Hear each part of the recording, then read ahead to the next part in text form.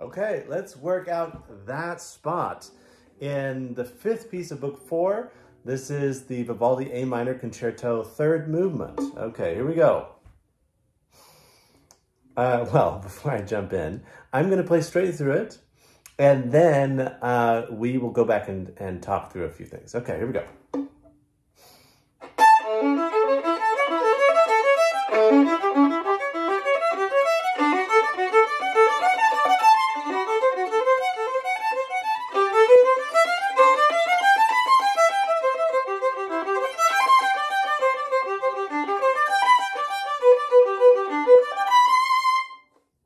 Okay, so I'm sure with some practice, you'll be able to do it even better than that eventually, which I would enjoy immensely. Now, let's look at this section.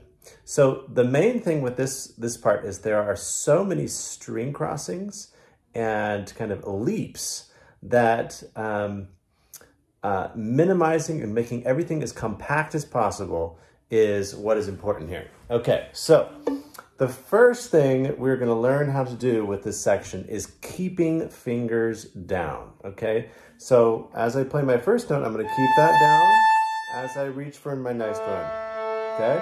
And then I move my 3 over. Now I'm going to keep that 3 there.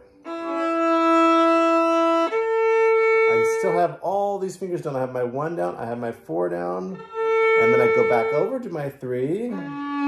Now I come back to the 1 that's still there, right? And then open A.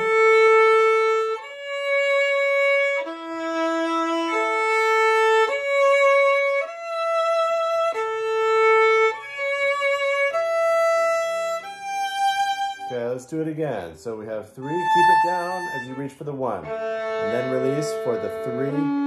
Now we're gonna keep that 3 down as we play our 1. And then keep the 1 down. The 1 is still down. You can still keep it down. And then it's still down, the 1. Okay, and then after that, you can release.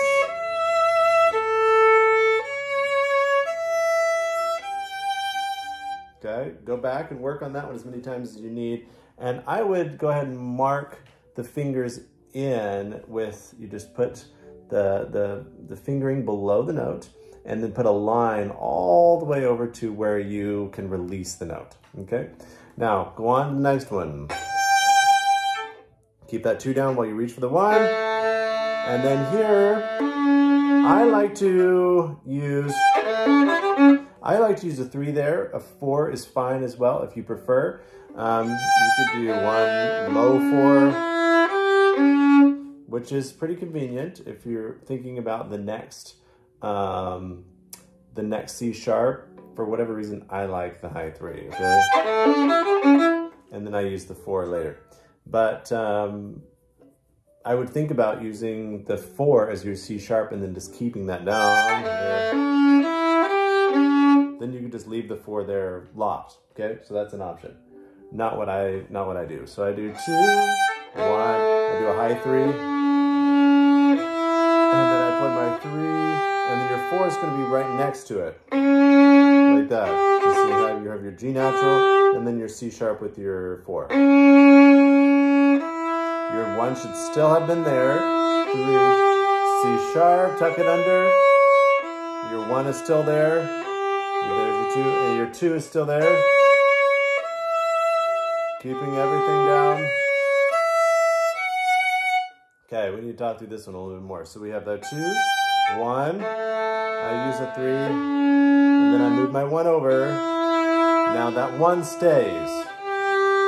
3, 4, the 1 is still there, right? Now I put my 3 down, leave it there. And then I put my C sharp, 1, and put the 3 right back.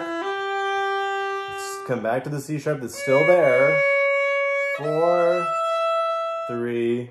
Now notice I have 1, 3, 2, and 4. I have them all down at one time. So let's go back to 78. So C sharp goes down, stays down. The 1 stays down. The 3 stays down. You play your C sharp, you play your 4. Now everything's down. You go back to the 3, back to the C sharp, open E. Now you let 1. Okay. Now go on, F sharp. So far, this is just normal, but you can keep the F sharp down and go back to the F sharp that's still there. Good. Now we go up to third position here. So 1, okay, and then F sharp. So it's kind of a little bit of a reach with your 3. Good. And then slur.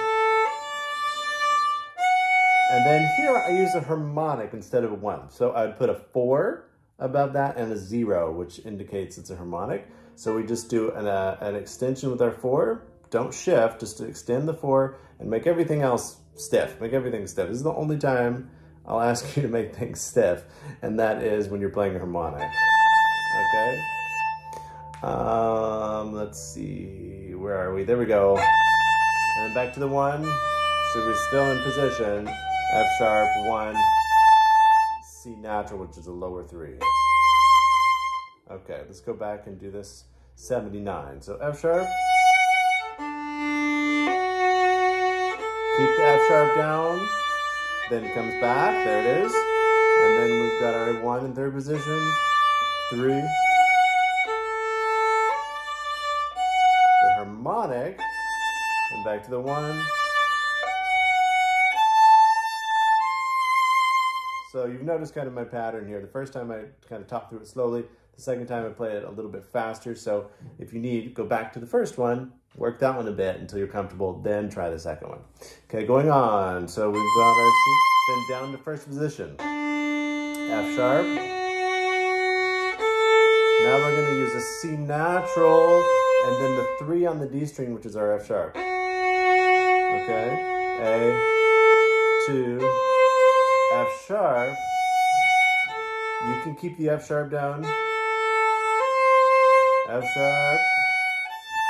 The F sharp's still down, and now I'm going to leave my A down. F sharp. Well, I had to remove the A for a second, but then it comes right back. Okay, now we go back through here. C natural is in third position. Okay, open D, F sharp. C natural, F sharp with the 3.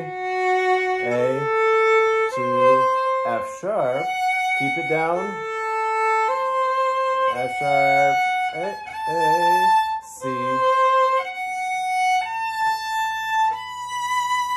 Okay, now you can keep that in 82. You can keep the C natural down for both of them. So F sharp, A, C, leave it down, and then in there you use it again here.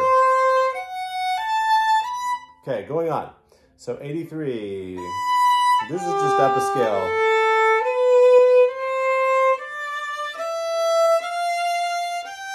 And then we go to second position here. So here's our 1, 2, 3, 4, 1, 2, 3, 4, 1, open, back to first, 4, 2, 4, 2, 3. Now here, we want to keep that 3 down. You see that?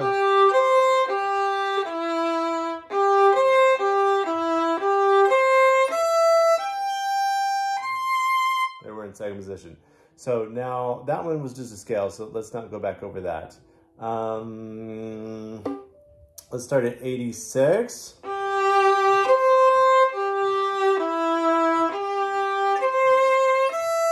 First position, or second position.